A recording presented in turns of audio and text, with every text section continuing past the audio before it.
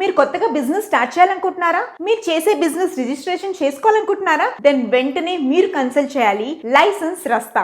మన ఎండి నాగేంద్ర గారు మనకి ఏ రకమైన బిజినెస్ రిలేటెడ్ రిజిస్ట్రేషన్స్ అని వీళ్ళు చేస్తారు. ఫర్ ఎగ్జాంపుల్ మనకి ఫుడ్ లైసెన్స్ అయినా, లేకపోతే లేబర్ లైసెన్స్ అయినా, ట్రేడ్ లైసెన్స్ అయినా, ఏ బిజినెస్ కైనా కావాల్సిన లైసెన్స్ వీళ్ళు మనకి అందజేస్తారు. అలాగే వీళ్ళకి ఆల్ ఓవర్ 4 మేజర్ సిటీస్ లో వీళ్ళకి బ్రాంచెస్ ఉన్నాయి. హైదరాబాద్, వైజాగ్, బెంగళూరు, ఇంకా Chennai. So all over India నుంచి మీరు వాళ్ళని కన్సల్ట్ చేస్తే మీకు ఎక్కడున్నా వాళ్ళు ఆన్లైన్ లో మీకు కావాల్సిన సర్టిఫికేషన్, మీ బిజినెస్ కి కావాల్సిన labour licence, trade licence, all kinds of licence మన నాగేంద్ర గారు మనకు అందజేస్తారు. మీకు ఏమైనా రిక్వైర్మెంట్ ఉంటే కింద స్క్రోల్ అవుతున్న నంబర్స్ ని కన్సల్ట్ చేయండి. అలాగే వాళ్ళ YouTube channels Mahodaya TV, Indian franchise hub, అలాగే పాన్ ఇండియా బిజినెస్ టీవీ, అలా వీళ్ళ చాలా ఛానల్స్ ఉన్నాయన్నమాట. నేను డిస్క్రిప్షన్ లో పెడతాను. Please do contact them for more update and get your business get certified by licence Rasta. All the best. Welcome to BLI business channel.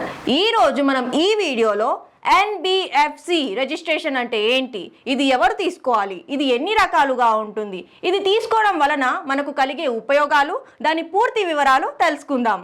Firstly NBFC అంటే non banking financial company.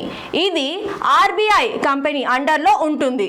ఎవరైతే micro finance ఇచ్చేవారు, credit cards ఇచ్చేవారు, durable loans ఇచ్చేవారు, gold loans ఇచ్చేవారు, chit fund కంపెనీని run చేసేవారు ఈ NBFC registration తీసుకుంటారు. ఈ NBFCలో MIF, NBFC factors and CIC సపరేట్గా ఉంటుంది. దానికి సంబంధించిన చార్ట్స్ మీకు స్క్రీన్ పైన డిస్ప్లే చేయడం జరిగింది. ఎవరైతే ఈ NBFC రిజిస్ట్రేషన్ తీసుకుంటారో వారిపై ఏ క్రిమినల్ రికార్డ్ అనేది ఉండొద్దు అండ్ 138 సెక్షన్ లో కూడా వారు ఉండకూడదు. దీనికి private limited and public limited అనేది కంపల్సరీ ఉండాలి.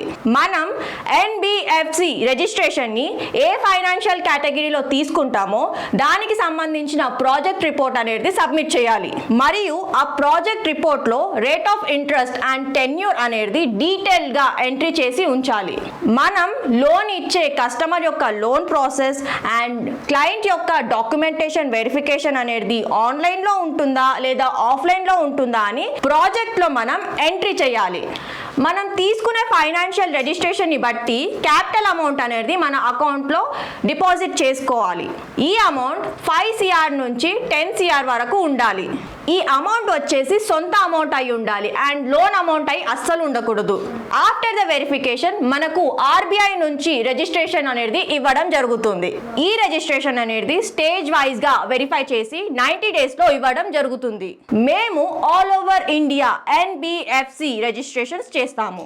నేను ఎక్స్ప్లెయిన్ చేసిన NBFC రిజిస్ట్రేషన్ మీద మీకేమైనా రిక్వైర్మెంట్ ఉంటే కింది ఇచ్చిన నెంబర్స్ కి కాల్ చేయండి. మా ఎగ్జిక్యూటివ్స్ ద్వారా పూర్తి వివరాలు తెలుసుకోండి. మా బ్రాంచెస్ వచ్చేసి తెలంగాణలో హైదరాబాద్, ఆంధ్రప్రదేశ్లో వైజాగ్, కర్ణాటకలో బెంగళూరు అండ్ తమిళనాడులో చెన్నై. మా వీడియోని చాలా మంది చూస్తున్నారు, కాకపోతే లైక్, షేర్, సబ్స్క్రైబ్ ఎవ్వరూ చేసుకోవడం లేదు. So please do like, share and subscribe to our channel. Thank you.